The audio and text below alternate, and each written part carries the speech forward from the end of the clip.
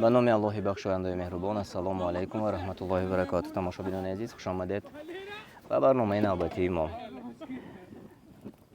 در مهمانی ما داملا سهرابادلیان خوش آمدید. داملا واقعا داملا درباره حلال و حرام بسیار بین ما و شما و مردم سخنها هست و سخنها زیاد هم هست و اگر ما مقایسه کنیم حرام ها احیان بسیار کمند اما حلال خیلی زیاد است، اما مردم ما به همون کم بسیار نظر میکنند و ببینید که مثلا گوشت را اگر گیریم بین تمام چاروا یگانه الله تعالی خوک را حرام گفته است، ولی بسیاری از مردم حتی دانند هم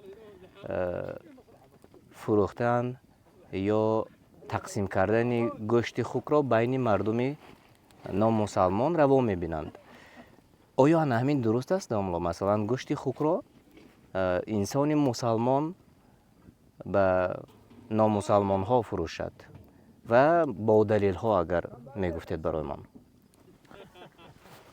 اصلا وقتی که الله تعالی یک چیز را حرام کرد این حرمتش یعنی حرام بودنش حکمش برای مسلمان و کافر عام است، مگر اگر کسی گوید که این خاص مسلمان ها بین مسلمان ها هست به غیر دین ها دخل ندارد گوید باید دلیل بیارد.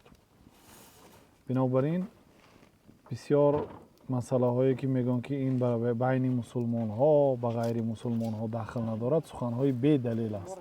گوشت خوک که حرام است، فروختنش هم حرام است، خوکبانی کردن هم حرام است، هم در دیار مسلمان ها هم در دیار غیر مسلمان ها، هم با مسلمان ها هم با همراهی غیر مسلمان ها حرام است و برای فرق کنانیدن یگان دلیل نیست. اصل هر چیزی که الله تعالی حرام کرد در حرام بودنش باقی میماند. برای از این برآوردن دلیل دکر و دلیل نیست. به همین سوال من جواب گوید.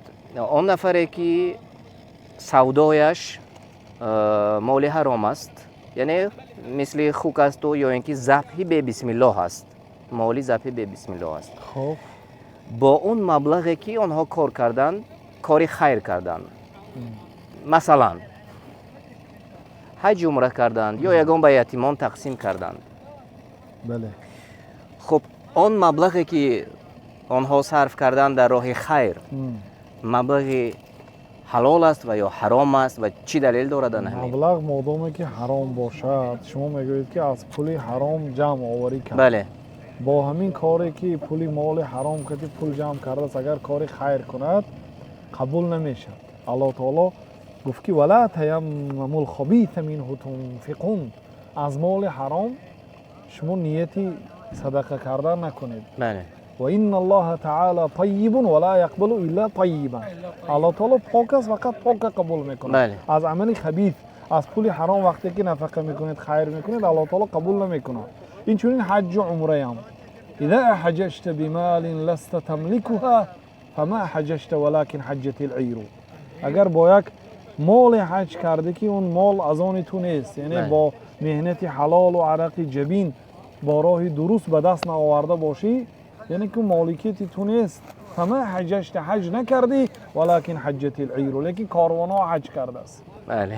یعنی اون شتر و گاو من امروزه مثلا سمالیات و ماشین حج کرده است و تو حج نکرد. یعنی که یکی از شرط های قبول شوی حج و عمره و عمل های صالح باید از پول حلال باشد.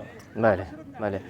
داملا مصلحت شما برای همون نفرانی که ندانسته، یعنی از نادانی، جاهل گفته نمیگویم، از نادانی همین کار را اجرا کرده، مثلا فرزندانشان مبلغ جمع کرده دادند و پدر را، یعنی مبلغ از مبلغی مثلا حرام است، یکی از فروختن شراب و عرق و دیگر است و یکی دیگر مثلا با از فروش گوشت خوک یا از همه پول حرام در دنیا پول ریبا هست. الله تعالی گفت کسی اگر توبه کند فله ما سلف، پیشینش الله تعالی میبخشد ان شاء الله. اگر توبه کی کرد از همون عملی حرامش باز ایستاد، عمل هایی که پیش کرد فله ما سلف، پیش کردگاش با فایدهش است، یعنی الله تعالی میبخشد.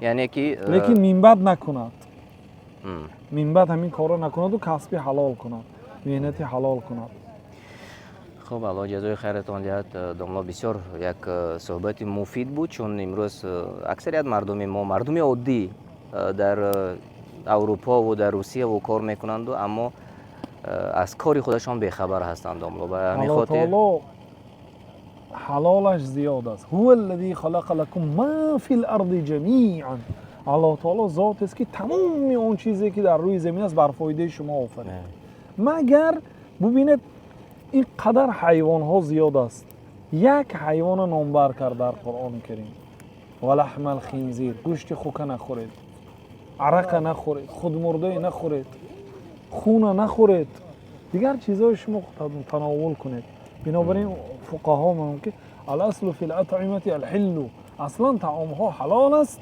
مگر آن طعامی که شریعت نامش گرفته حرام کرده باشد یا صفتش ذکر کرده حرام کرده باشد بنابراین شریعت یعنی برای مسلمان ها تنگ نکرده است بله این دنیا دنیای امتحانی است الله تعالی ما و شما را آفرید برای امتحان است بعضی انسان های با پول و مال می سنجد بعضی انسان های با کمبغلی می سنجد امتحان میکند که آیا اطاعت الله تعالی میکنند یا نه الله تعالی برای امتحان آفرید